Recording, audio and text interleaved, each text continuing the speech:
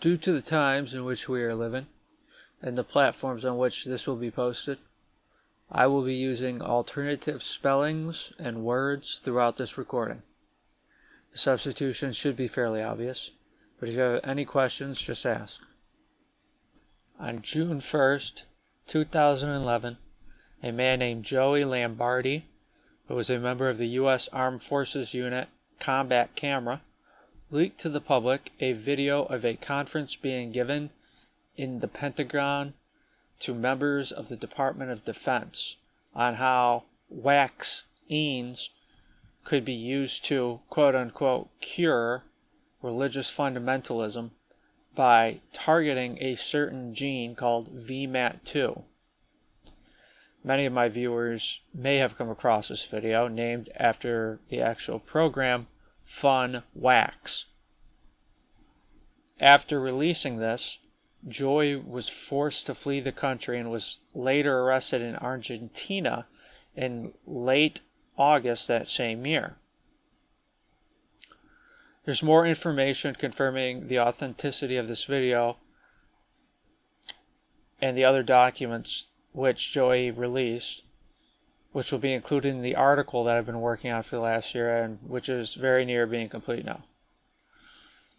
In this video, I will be reading the transcript of a phone interview which was conducted with Joey by his friends who host the website funvax.wordpress.com on April 23rd, 2011 at 1:32 p.m. So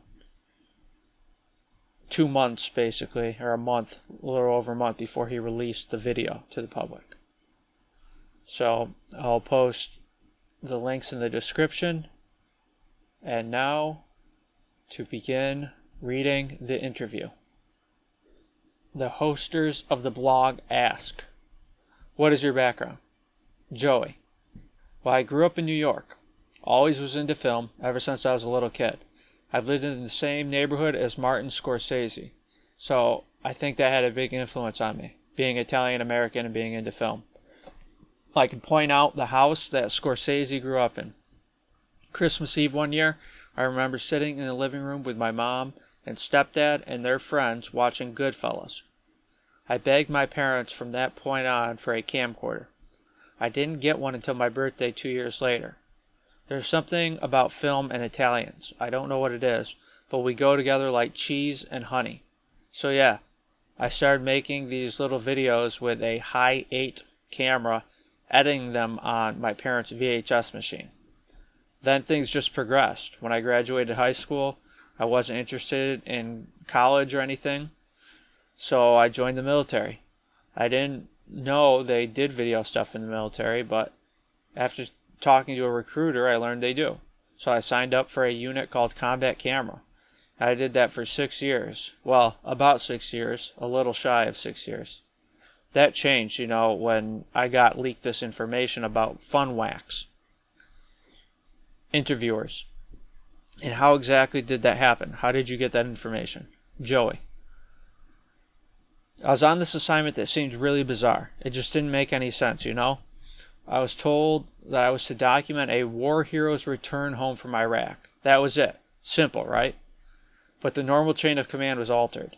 In this case, the first time in 6 years, I was to report to a CIA named Agent Fleming, as well as Army Colonel Harris, who from what I gather was a bigwig intel guy at the Pentagon.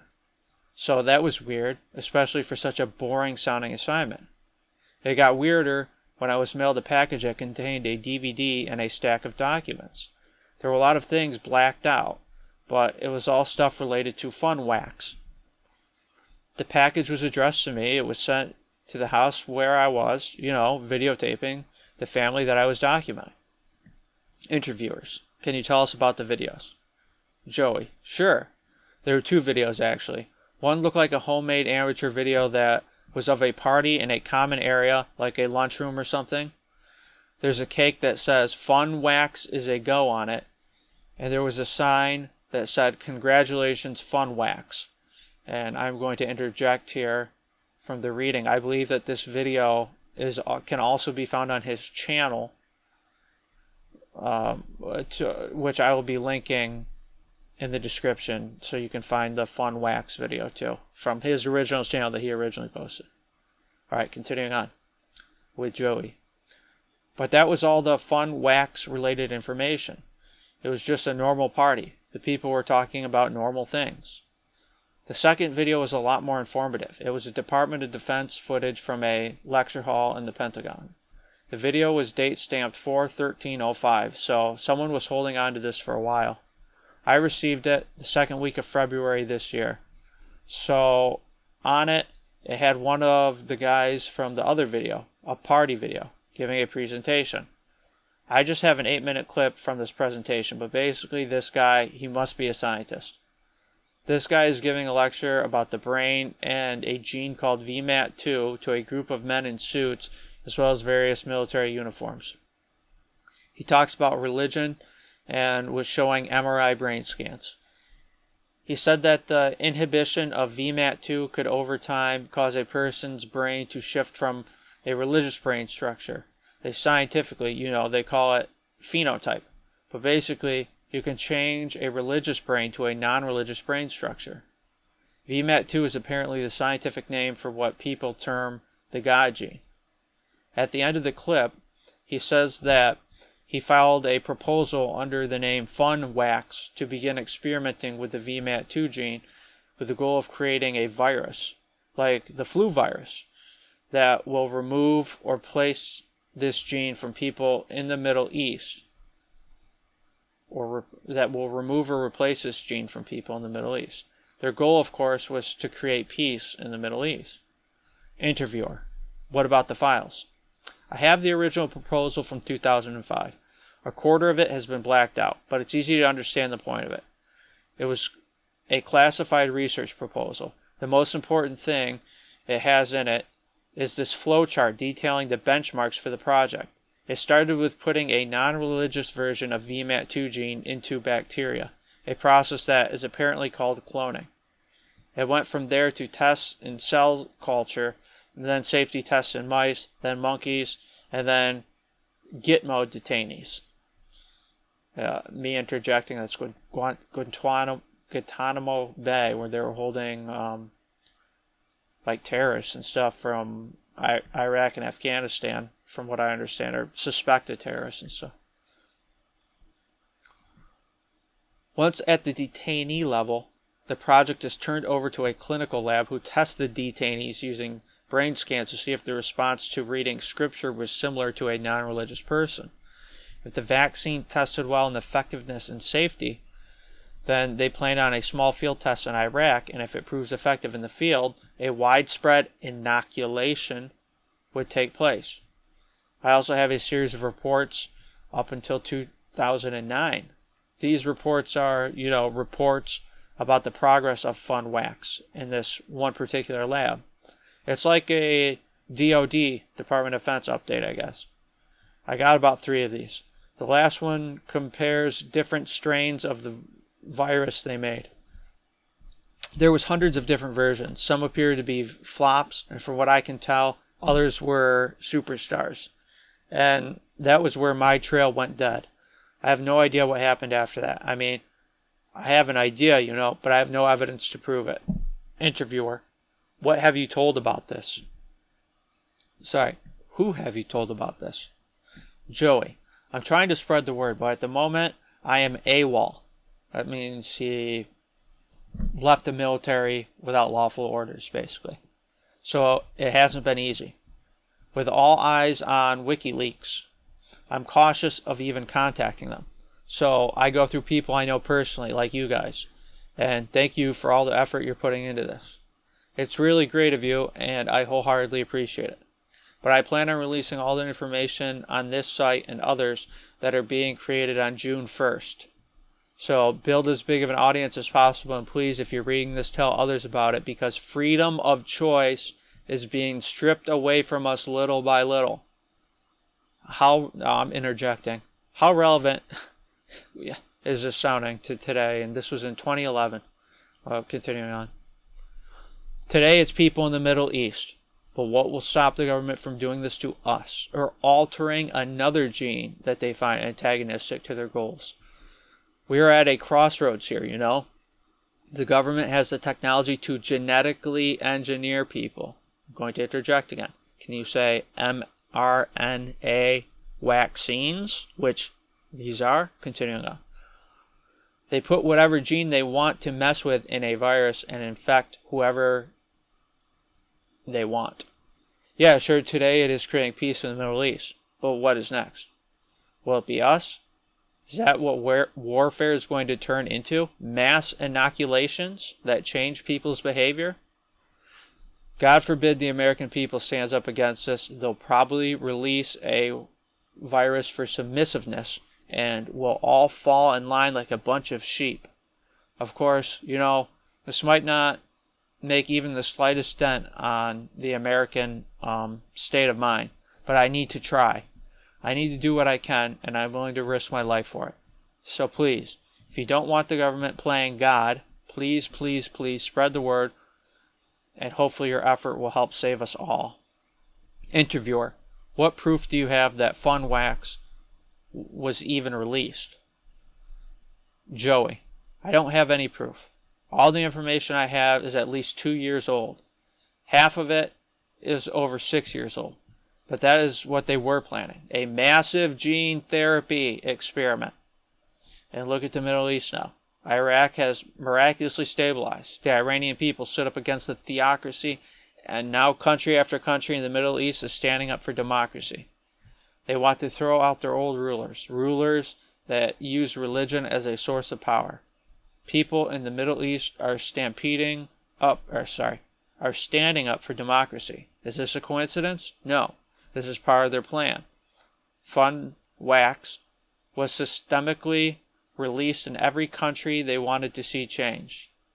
Interviewer, and why haven't we seen peace in Afghanistan? Joey, I've given this a lot of thought, but it really doesn't need much thought. The U.S. wants to have a strong, active military presence in the Middle East, you know? There's lots of dramatic changes happening right now, at this very moment.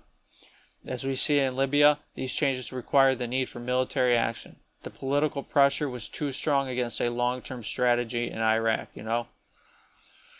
You remember, I'm sure, in 2008, but Afghanistan is another story. The U.S. presence in Afghanistan is not about Afghanistan or Al-Qaeda. It's about stabilizing the whole region. It borders the Middle East threat, Iran, as well as the most dangerous nuclear power, Pakistan. By having a strong fighting presence that borders these two countries, the U.S. has pretty much neutralized these two threats. Once democracy takes a foothold in the Middle East, then we'll see U.S. bases in a lot of these countries, and we'll see agreements with newly elected leaders that are U.S. friendly.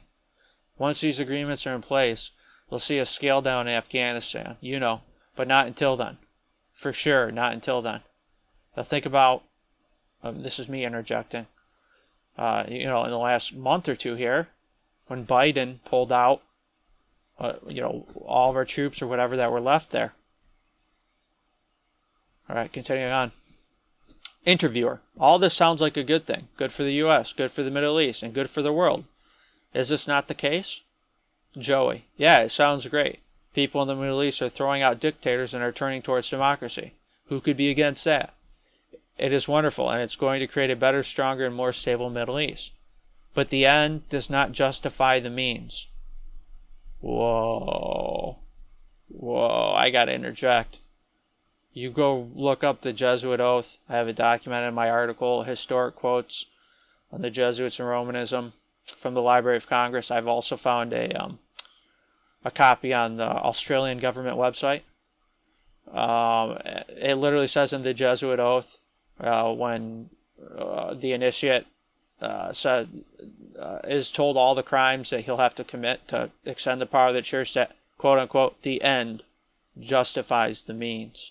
So the fact that Joey used this phrase here could very well indicate that he knew who was behind all of this, especially because he said that he grew up Italian, into the mafia film industry and all that, and So there's a very good chance he was probably Italian Catholic. In any case, going on. What will stop the government from doing this to its own people? Religion is an important part of the human race. It benefits society in countless ways. Every society has religion. There's not one that doesn't. It builds community. It creates structure. It gives people hope. It creates a system of morals that are good to live by. Take away religion from people, and who knows what the long-term consequences are, you know? And just as important, like I said before, this is probably most likely the first of its kind. But now that it has been a success, what's going to stop them from using this technology in the future? Freedom of choice is being stripped away in the 21st century style. And if we continue down this path, there will be very bad and unfortunate consequences. There's no doubt about it. And that's why I contacted you guys to help me with this, help spread the word and help our government from going down that very dangerous and very hazardous path. Interviewer. So what happens next? Joey. As you know, I plan on giving you guys copies of what I have. We need to do this from the ground up, purely grassroots style, you know? Use Facebook, Twitter, everything at our disposal to get the word out. Next week, the FunVax protest will occur in Washington, D.C. Then June 1st, I'll send you copies of the video and PDFs of the proposal. Hopefully people will be listening, and hopefully they'll tell someone, and that person will tell someone else, and soon the government will shut down FunVax and stop using genetic engineering to fortify its foreign policy. And that concludes the interview. I probably will eventually do a reading of the documents that he released too, the official documents, because as far as I know, none of this has been presented anywhere in an audio format, which I find preferable if I'm busy doing stuff at work or whatever, to be able to listen to this stuff when I otherwise wouldn't have the time. So that's it for now, and God bless you all.